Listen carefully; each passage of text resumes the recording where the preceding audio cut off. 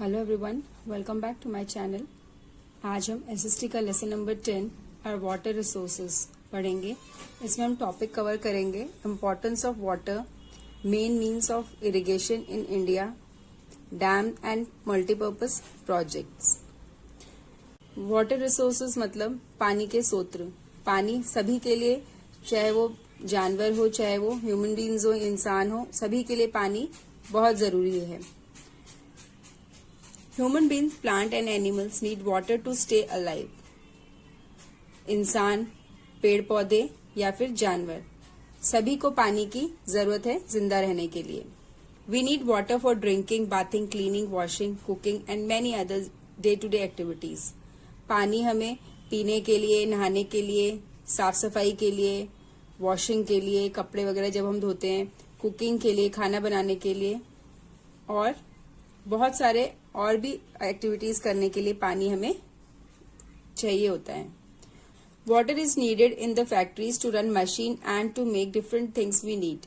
और पानी की आवश्यकता हमें फैक्ट्रीज में भी पड़ती है अलग अलग चीजें बनाने के लिए। Farmer needs water to grow crops. और जो किसान होते हैं उनको भी पानी की आवश्यकता पड़ती है अपनी फसलें उगाने के लिए। We have read that from space our planet earth looks blue. हमने पढ़ा है कि स्पेस से अगर हमारे प्लैनेट को देखा जाए तो वो ब्लू कलर का दिखता है। This is because a large portion of the earth is water. क्योंकि जो हमारी पृथ्वी है उसपे बहुत बड़ा जो एरिया है उसपे सिर्फ पानी ही है। However only small amount of actually fit for drinking and other activities. और उसमें से थोड़ा ही एक हिस्सा है पानी का जो कि पीने लायक है और अदर कामों के लिए हम उसको इस्तेमाल कर सकते हैं। This water is found in lake, river, ponds and underground as groundwater. और वो पानी हम लेक के द्वारा, नदियों के द्वारा, जो तालाब होते हैं उनके द्वारा या फिर और जो जमीन के नीचे पानी होता है वो। The water of the sea and ocean cannot be used as it is salty. कहते हैं जो समुद्र का पानी होता है वो पीने योग्य नहीं होता क्योंकि वो सॉल्टी होता है, नमक वाला होता है। Some of the water that is fit for use is frozen in glacier. और कुछ पानी जो फिट होता है वो ग्लेशियर में जम जाता है। That leaves us with a little amount of water on the earth that can be actually used. और उसमें से बहुत थोड़ा ही हिस्सा पानी पीने के लिए बचता है जो कि हम इस्तेमाल कर सकते हैं।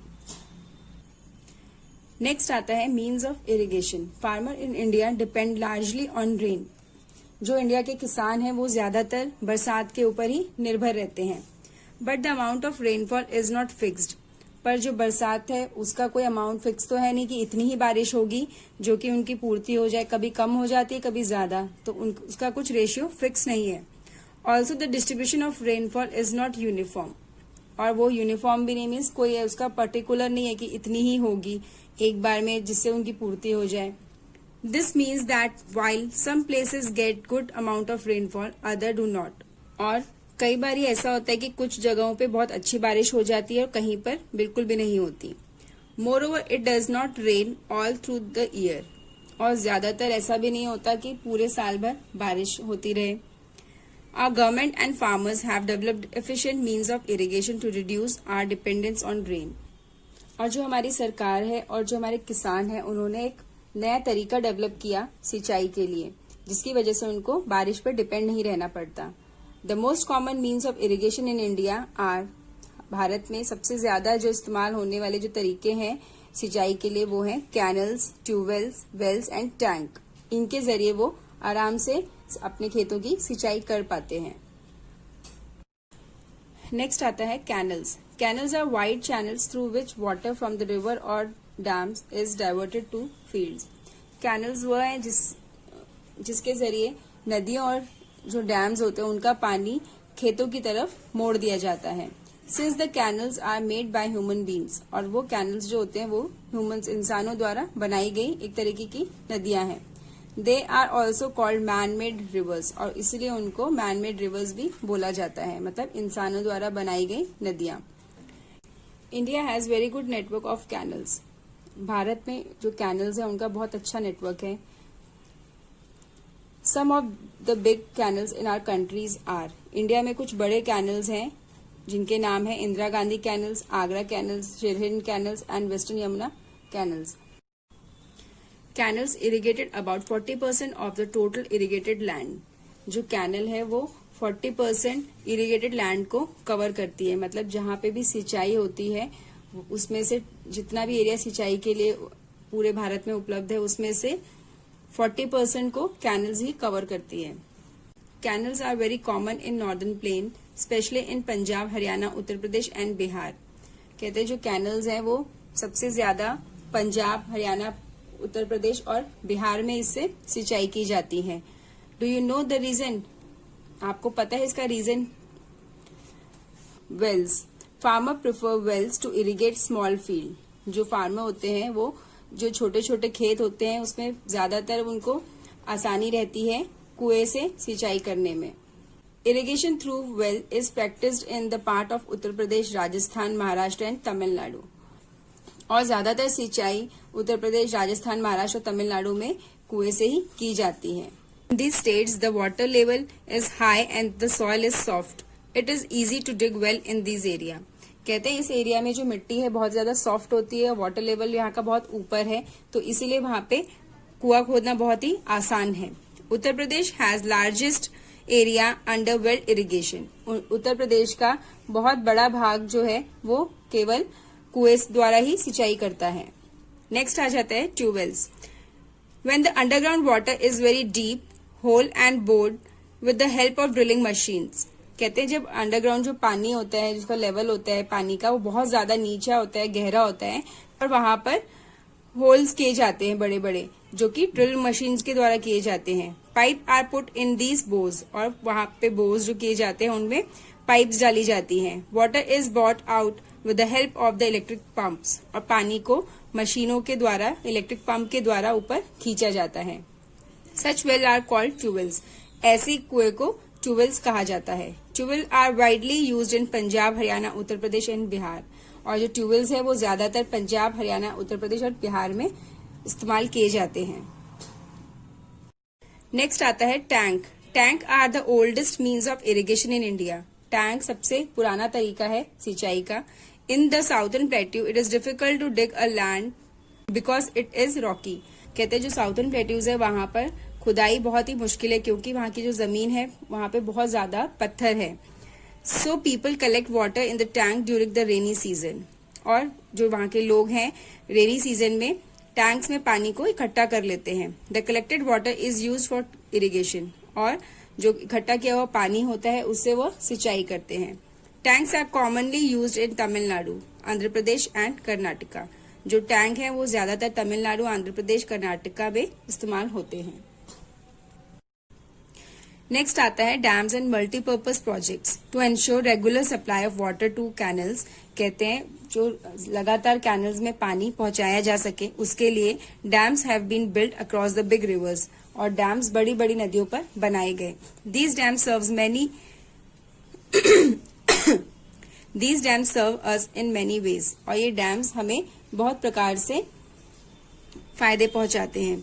They stores water, control floods, generate electricity, provide fishing grounds and waterways for navigations. वो हमें जैसे पानी को स्टोर करते हैं, फ्लड्स को कंट्रोल करते हैं और जो इलेक्ट्रिसिटी है वो भी जनरेट करते हैं. Since dams serve many purposes at the same time, they are known as multipurpose projects. क्योंकि जो डैम है वो एक समय पे बहुत सारी चीजों पर काम करते हैं इसीलिए उनको मल्टीपर्पज प्रोजेक्ट्स कहा जाता है. Electricity generated by a dam through water is called hydro electricity. और जो बिजली डैम्स में जनरेट की जाती है पानी के द्वारा उसको हाइड्रो इलेक्ट्रिसिटी कहा जाता है. Our first Prime Minister Pandit Jawaharlal Nehru described the dams as a temple of modern India. हमारे जो पहले प्रधानमंत्री थे उन्होंने जो डैम्स थे उनको टेम्पल ऑफ मॉडर्न इंडिया कहा गया था. मतलब एक नए जमाने के मंदिर. Dam and multipurpose project contributes a lot to progress and development of our countries. Dam और मल्टीपर्पज प्रोजेक्ट्स के द्वारा इंडिया ने बहुत विकास किया है. A list of some important multipurpose projects of our country is given below. ये कुछ हमारे इंडिया के मल्टीपर्पज प्रोजेक्ट्स की लिस्ट है जो कि किन किन नदियों पर चल रहे हैं. Nowadays, scientists say that big dams cause environmental problems. कहते हैं अब साइंटिस्ट कहने लग गए हैं कि जो बड़े बड़े जो डैम्स बने हुए हैं उनसे इन्वायरमेंटल प्रॉब्लम्स हो रही हैं. They displace houses of people and make them homeless. और वो बहुत सारे जो लोग हैं उनको बेघर कर देते हैं. दे destroy large variety of plants and animals. और वो बहुत बड़ी संख्या में पेड़ और जानवरों को भी डिस्ट्रॉय कर देते हैं, मीन्स मार देते हैं. They also make the area earthquake prone. और उनकी वजह से अर्थक्वेक का भी खतरा बढ़ जाता है. Therefore, we should go for smaller projects which do not disturb our environment. इसीलिए हमें छोटे छोटे प्रोजेक्ट्स पे काम करना चाहिए जिसकी वजह से हमारे एनवायरमेंट को नुकसान ना पहुंचे. नेक्स्ट है conserving water. Clean water is very precious resource. कहते हैं जो साफ पानी है वो बहुत ज्यादा कीमती है. Unfortunately pollution through industrial waste, domestic waste and washing and bathing is dirting our river more and more. कहते हैं जो इंडस्ट्रियल वेस्ट है, डोमेस्टिक वेस्ट है, जो घरों के नदी नाले हैं और कपड़े लोग धोते हैं नदियों में जाकर नहाते हैं, उनसे क्या होता है नदियों का जो पानी है वो खराब होता जा रहा है. At the same time the ground water is sinking deeper into the ground. और कहते हैं जो जमीन का जो पानी है, स्तर है जमीन के नीचे का जो पानी है, अंडरग्राउंड वाटर, वो नीचे और ज्यादा नीचे ही जाता जा रहा है बिकॉज ऑफ ओवर यूज. क्योंकि हम उसे जरूरत से ज्यादा इस्तेमाल करते हैं. To be able to use this essential resource for ever. अगर हम इसे हमेशा के लिए इस्तेमाल करना चाहते हैं, पीढ़ी दर पीढ़ी आगे तक इस्तेमाल करना चाहते हैं, we need to conserve and save it. और हमें जरूरत है उसको बचाए रखने की और उसको सेव करने की. And also protect it from getting polluted. और उसको पॉल्यूशन से भी बचाने की जरूरत है. हमें उसे गंदा नहीं करना है. जब भी आप नदियों के किनारे पे जाएं तो वहां कूड़ा ना फेंकें, वहां नहाएं नहीं, वहां गंदा चीजें ना डालें, कपड़े ना धोएं. और लोगों को करते ऐसा देखते हैं तो उनको भी मना करें. तो पानी को हमें बचाना चाहिए ताकि हमारी जो आने वाली पीढ़ी है वो भी अच्छे से पानी का इस्तेमाल कर सके. नेक्स्ट आ जाते हैं कीवर्ड्स पर. Canals, a long man made water channel. नहर है जो कि इंसानों द्वारा बनाई गई है जिनसे सिंचाई की जाती है. Well, a hole dug in the ground to draw water. एक छेद कर दिया जाता है जमीन में, जिसको कुआं बोलते हैं, और वहां से पानी निकाला जाता है. Dam, a barrier across a river to hold water.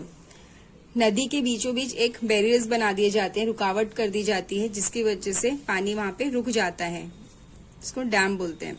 Hydro electricity, electricity produce from water. जो पानी से बिजली उत्पन्न करते हैं उसे बोलते हैं हम हाइड्रो इलेक्ट्रिसिटी. नेक्स्ट आ जाते हैं इसके tick the correct answers. We can not use the water of the. हम कहाँ का पानी इस्तेमाल नहीं कर सकते. Seize.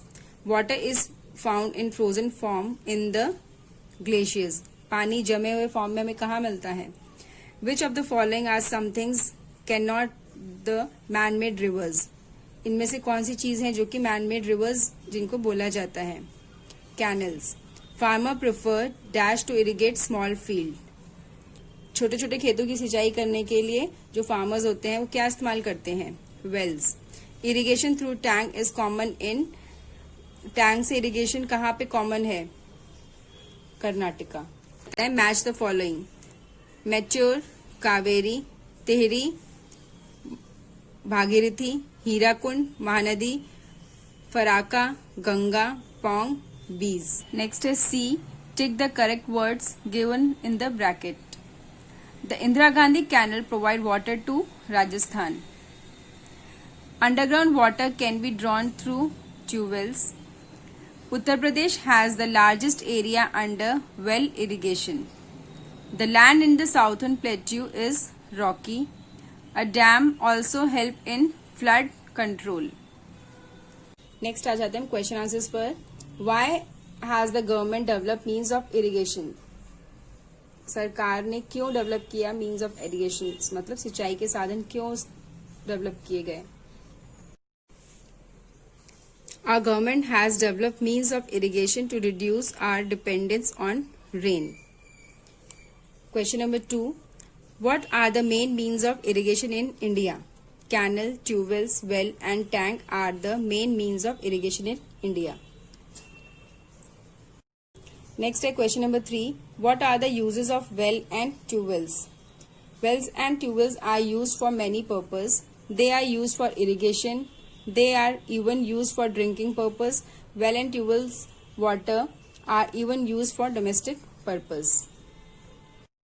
Next question number 4. What is hydroelectricity? How it is generated? Electricity generated by a dam through water is called hydroelectricity. Question number 5. Why are dams called multipurpose projects? Dam serves many purposes at the same time. They store water, control flood, generate electricity, provide fishing grounds and waterways for navigation, so that they are called hydroelectricity. अब ये chapter water resources हमारा यहीं पे complete होता है. अब हम मिलेंगे नेक्स्ट लेसन के साथ. Thank you.